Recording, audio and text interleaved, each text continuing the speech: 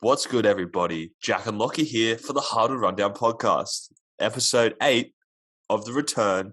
Today, we're doing season previews. Today, we're also covering the Memphis Grizzlies and the Washington Wizards. Lockie, do you want to start us off with the best Grizzlies? intro yet?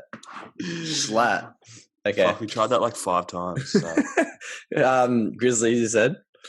Yeah, let's start with the Grizzlies. Sorry, that was a really weird intro. Hope you guys are killing it during this lockdown. If you're in Sydney, if you're in Canada, like some of our fans on our Toronto episode, bang, bang. Shout out to you guys. Shout out to the Americans that watched some of the other ones. So we're going global very slowly, but yes, this is lit.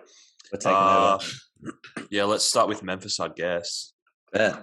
They're a weird one. Because I don't see them having improved that much upon last year, like roster-wise. I see them at the same wins, 38. Because, like, I look at the Warriors improving. They were behind them in the 9th seed. And I see the Blazers declining. That's what I see happening. Yeah. And so I kind of see them, and every other team will kind of fall into their place, I feel like. And the Wolves coming up as well. It's like, there might not be room for the Grizzlies to move into that. Well, they're at the 8th spot at the moment upon last year, but I only see a peak for them as like 40 to 42. Like they haven't made any major signings. They lost Valanciunas and got Steven Adams, which is a downgrade. Yeah, and Valanciunas who like fit really well in their system as well. But yeah, I see him at 38. I think Steven Adams is the same. He's the same type of player. Same type of player, yeah. Cool. He's a bit of a yeah. Like I just think like he's a downgrade. He's the same type of player, a bit of a downgrade. Yeah. But I think they're trying to keep that core. I think they're just trying to build on have the same team play again and just see what they can do with the same team. And like, do they need any upgrades? Like, I think this year there's no pressure again because they're a growing team. They were really good to make the playoffs last year, and actually gave Jazz a series, which is like something that I didn't even expect. They fought. John Morant going off. Yeah, they fought. I think they lost in 6 or 5. I can't remember. They definitely made it like as competitive as you could. Yeah, definitely. Yeah, they took that first game, and you kind of saw the Jazz struggle for the first time in a while. But obviously, still can't believe the Jazz lost to the Clippers. Yeah, that was a big L. So they obviously scraped into the playoffs. A really hard fought play-in dub against the Dubs. Ja Morant, the real deal, 19 and 7 on 40% from the field. Obviously low shooting percentage, but young point guard who's still trying to work his way around the scoring aspect of the NBA. Dylan Brooks showed, oh my God, a defensive juggernaut. He came out of nowhere. He reminds me a lot of Marcus Smart defensively. Like just very smart. He just gets in foul trouble a lot, and I think that's his one knock. Yeah. Like, you can't be a great defender if you're just always going to be in foul trouble, in my opinion. Often too aggressive. But, like, as a young guy, he'll learn that. Like, that's one of those. Oh, yeah, definitely. Yeah. He's able to create his own shot. He can shoot the 3 ball. I think he's got all the tools to be a really good second option for this Memphis team. A big season from Jonas Valanciunas, 17 and 12. Not there anymore, obviously, but I think he'll shine in New Orleans. Slow-mo Cole Anderson, 12 points, 6 rebounds, 3.5 assists. Defensive anchor for one of like a better young defensive teams. Jaren Jackson Jr. I honestly feel bad for the guy because he was injured for basically the whole season. Only played 11 games, started 4 of those, but still averaged 14 points a game, a steal and a block and a half. So I mean, in the times that he got on the floor, to even be coming off the bench for 7 of the 11 games and still averaging 14 points. Yeah, still pretty good. Yeah. Still pretty good. Grayson Allen and Brandon Clark, obviously good and productive in the minutes they played. So maybe we start with the awards for the upcoming year. Do you want me to start and you can finish? Yeah, easy. I got 42 because there's 10 extra games this year. So that's Oh Like yeah, it could be different. It gotta could be different. They factor that could in. win 4 more games. Like, Mm. like if it was 72 games again, I would probably just say like they get 38 again. Mm. But this is 10 extra games, so I'm just going to say like 42. I think that's like I think they can go 42 and 40. Like I think they can have a positive record in the West. Yeah. Rising star, I got Jaren Jackson Jr. Injuries prevented him from obviously having a breakout year, but I have hope that this is the year if he stays healthy. He's got all the tools to be a really good stretch big man. Great rim protector. Yeah, I just think he's got all the tools, and like there's also no pressure for him because everyone knows like what he can do, kind of thing. Obviously, coming out of college, you saw what the high upside he had, and yeah, injuries have just taken a toll, but I'm sure he'll be all right. Most improved, I've gone for a bit of a dark horse here, Xavier Tillman. Oh, Second year man. Will get some good minutes off the bench. He's a very versatile big. Can play the 4. He can stretch the floor. Makes it hard for obviously opposing defenses. He could, because what most teams are doing now is they'll have a small ball 5 come off the bench. He's only 6'8". Small ball 5 come off the bench. If teams are playing 5 out, and obviously Steven Adams can't guard a 5 out, so having a player like Xavier Tillman come off the bench, being able to make your defense as versatile as possible, I think he'll be most improved for their team. But you could also be like a sneaky star, like impact player. Like he was just a bit of a smoky for me. Yeah. Team MVP, Ja, no question. Showing why he's one of the best young player in the league. Impact player, I've gone Kyle Anderson or Brandon Clark because they're kind of both very similar. But they're both great defensively. They're really good point forwards. They can stretch the floor. They can also go 1 through 5. So I mean, either of those two, when they're on the court at the same time, that's when you really start to see the difference. Mm. But obviously they're both impactful in their own right. Sneaky star, I've gone for the guy drafted in the draft, Zaya Williams. Big wing forward, can shoot the ball really well for a guy that's 6'9". Defensive potential, obviously could be an elite 3-and-D player, and he kind of fits the Memphis mold, like a 3-point shooter that can play defense, but obviously has the high upside to be a really like elite 3-and-D player. So that's what I've gone. I've kind of gone for a bit of unusual, but the team's so hard to predict. They're an unusual team, but very good. So let's hear yours. I like them. Yeah, I wasn't thinking of Xavier Tillman. It's like, because with the Grizzlies, there's so many guys who like. I'm not saying that they're held back in the team. It's just like you don't know where they're going to go. Like Dylan Brooks could come up and like average like 20 a game and be make an all defensive team if he play like he played in the playoffs. Like he was just so solid in all areas. But you never really know. But I got sneaky star. I got Dylan Brooks. I think he'll take that next step this season. To show up in the playoffs is like the real deal. Being able to play like that against the number 1 seed Utah Jazz. So I definitely sneaky star. Impact player, I go Kyle Anderson. Based off his like production all year round and how we played against the Jazz, like he's that really solid guy who, he can slow down the offense. That's basically his MO. But he's just he feels very comfortable out there. Like he's not so erratic. When you have like a starting point guard in Marant who is that kind of high intense player, it's good to have a bit of a contrast in Kyle Anderson, a guy who can kind of do everything. And hopefully if he can kind of improve that 3-point shot, he'll be a bit more, appealing, but he doesn't actually have to. At the end of the day, he's still a really well-rounded player. Team MVP, Ja, pretty easy. And then rising star, I got Brandon Clark. I love like the way he plays. He has so much energy, and he's more skilled. He's not just like this run and gun big man. He actually has some skill about him. And depending, he'll be off the bench, but it's like I feel like he'll be that 6 man and giving like huge minutes, kind of like how Bobby did with the Bucks, but even more minutes. I feel like he's earned that. For sure. And I could see him working with like Jaren at the 5 or Brandon at the 5 or even like Xavier at the 5 type of thing. Like he can work in different lineups. Yeah, but I say 38 because I haven't really seen him improve that much. Now, like all their young guns will take an expected step, but I just look at the teams around them and I'm wondering if they can compete with that. But they can definitely hit like 42, I think.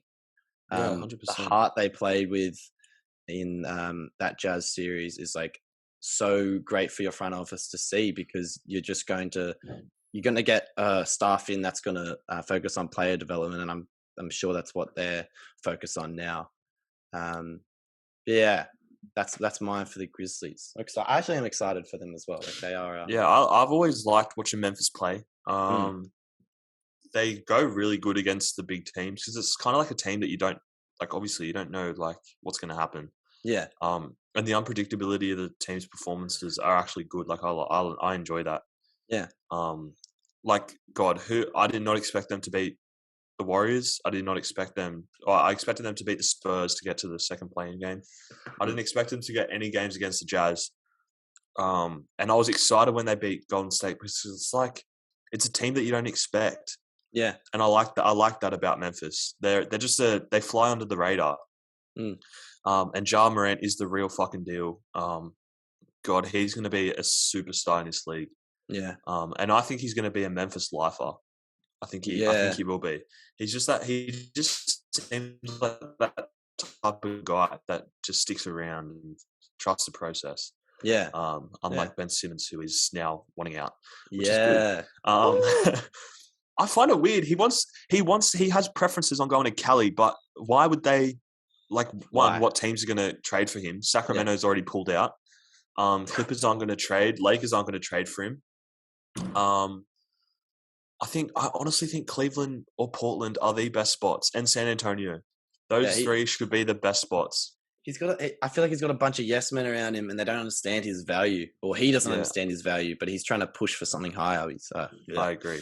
Do a whole video on that. I know we should. So we got Washington now, who are very weird, like a very odd season. Kind of out of nowhere. A very slow and poor start. Their post All-Star break was pretty good. They obviously hit their stride, scraped into the playoffs. They went on a 7-game win streak.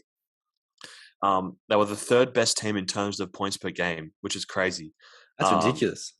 Worst defense in the NBA, though. So, okay, this is really weird. Third best team in terms of points per game. Worst defense in the NBA, but first in pace. They lost 7 out of their first 10 games. They went 3-7 to start the year. Westbrook averaged a triple-double. Beal with 30 a game. Rui Hachimura was slow in patches, but he progressed quite well.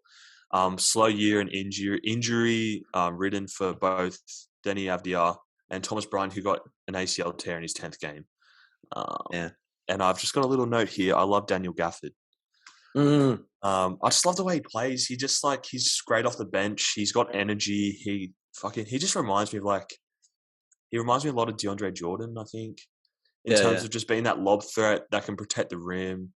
That's kind of all you really need from like a bench center kind of thing. Yeah. But I'll get into my picks. I got 38 wins. I think they might like scrape to get into the play-in. But I think they'll just be that borderline. They'll be the same as last year. They'll be like an 8 seed.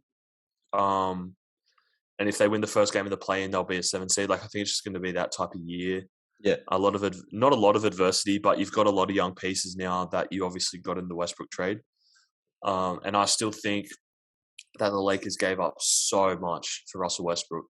Probably too much. But I think his value was at an all-time high for the past 3 years. Like his value was amazing. So obviously, Wizards got a great package. You obviously got Kuzma, Harrell, Caldwell Pope, and I think I might be missing someone. But obviously, I think they're going to be in a play-in again with 38 wins.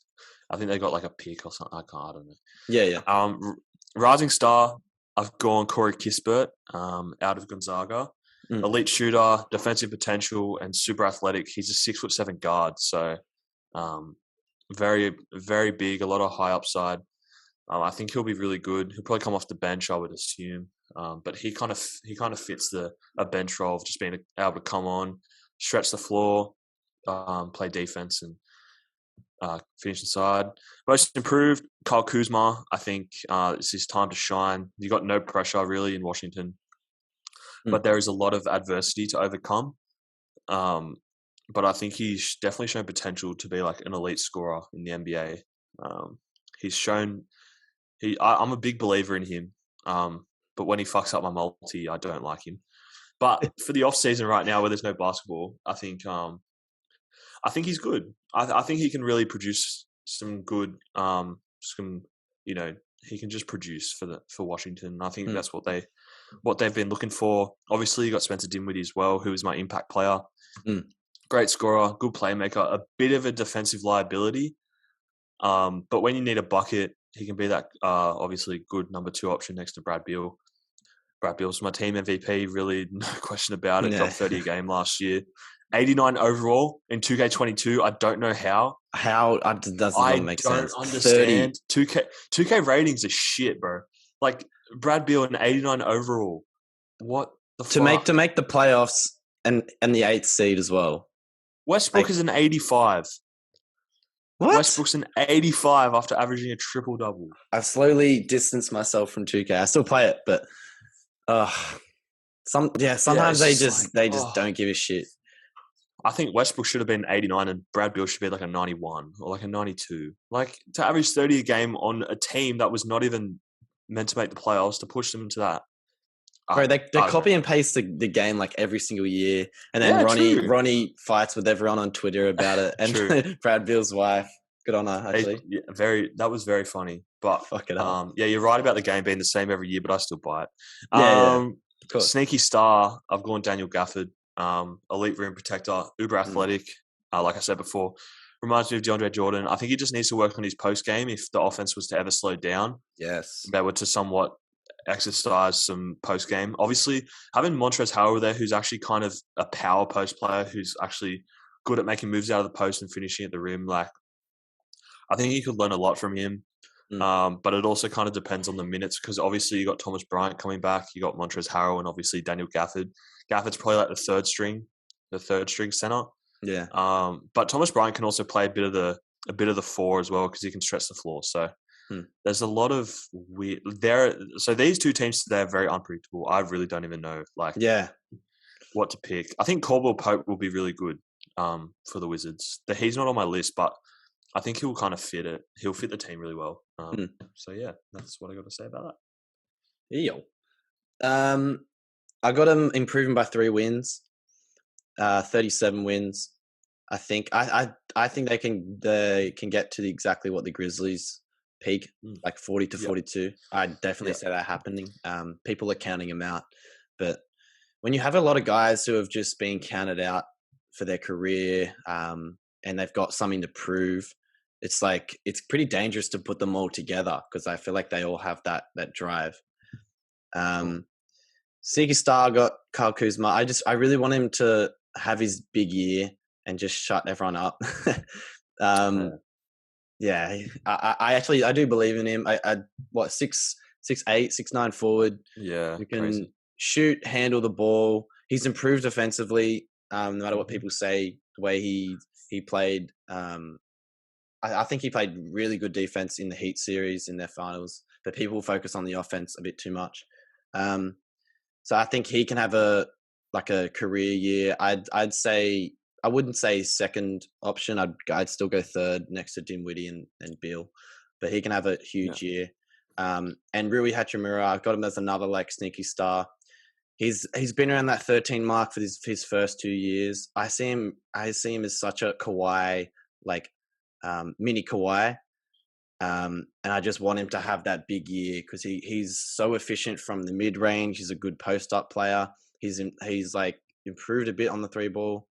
And he's a really strong really, really strong forward, so he can go inside when he wants to as well. I really want a big year from him. Impact player, I've got Daniel Gafford.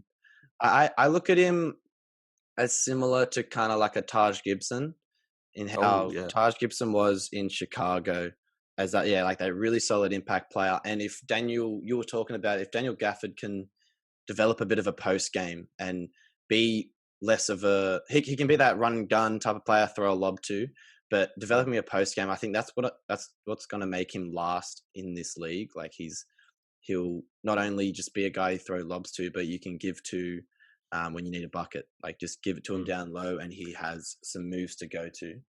For sure. Yeah. Team MVP, Bradley Beal, easy. Rising star, this is hard because there was a couple of guys I was like, oh, I think they have room to develop. I go with I feel like I already know what you're going to pick. How? Which one? Who? Did you pick Aaron Holiday? No, I love Aaron Holiday though. Okay. All right. That's a good pick though. I thought it was going to be a pick. I go Denny Avdia. Nice. Okay. Before he got injured, he was playing pretty good. Like only 6 points a game, but it's like first year. And I look at European players as like they can be hit or miss, but just being in that system, you look at Luka, just being in that system for a couple of years is like so important to their development. And I do have a lot of trust in European players coming over and having that impact. So I think he can have a really good year if he can stay healthy. So again, an unpredictable team in that like 35 to 40 range. I didn't talk about him, but Montrezl Harrell, he can have a big year here. I think if he can demand that ball and prove to everyone that he can, like, although undersized, he can score inside and score in one-on-one situations. That's his. That's what he's got to kind of prove. I just look at them as a bunch of guys who've been counted out, or they've just either been like shipped around to different teams. And I really want them to have this like kind of like a revenge year. And just like show that they're not just like a bunch of scrubs playing next to like Bradley Beal. Like they actually have a legit team, and I want to see them at least make the playoffs. I think they're a playoff team. Yeah, I think they are too. That's for me. So final thoughts from me. I just think these two teams are very unpredictable, but there is so much like room to really shine. And I think that's what's kind of exciting about watching these two teams play. I love the concept of having Brad Beal with a bunch of like just solid players around him. Kind of like last year, but obviously I think you've just got a bit more star power this year.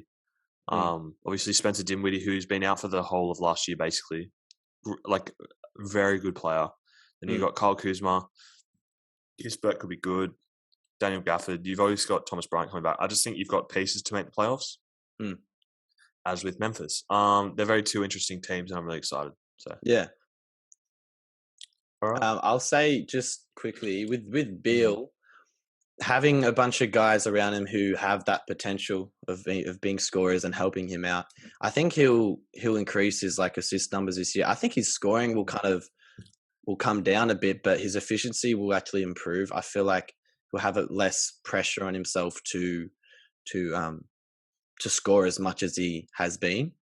And that's accounting for Kuzma, Rui, Hachimura. I think Caldwell Pope is going to have a career year, 100%. He's been really solid as a role player. I think he can have a career year with Washington. But I think he can play a bit more of a point guard role, still being like a 25 plus scorer, like 27, 28, you know. He could easily average, like with the team he's got, he could easily average like 7 assists. That's what I want to, that will kind of push him high on that list of leaders, you know. Definitely. I think he can definitely be that leader for them. But Wizards and Grizzlies.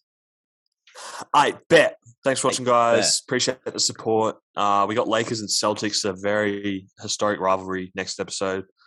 Two teams that really need to improve after last year. So I'm excited. Thanks for all the support. Keep it coming. We love doing this. 2K content potentially. I was talking to Lockie about it. I might do a few 2K things. Yeah. But yeah, even though the game might just be the same. All right, that's it from me, Lockie. Man, shout out Kanye West for dropping Donda.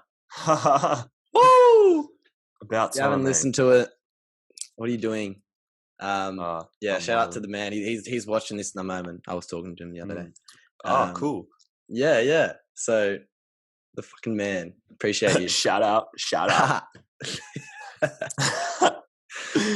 Thank you, everyone. All right, thanks, have a good one. Later. You too. Shit. We out. I want to give another special shout out to Jack. He turned 22 yesterday. Shout out to you. Jack's actually the one who brought the idea of the Hardwood Rundown podcast, talked to me about it and said, hey, we talk about basketball a lot. Let's make a podcast. So, Jack's actually main reason we started all this. So shout out to you, mate. Happy birthday for yesterday. Hope you had a great day considering the lockdown and all that stuff. I love doing this with you. I love you, mate. And keen to keep doing this with you. Let's go.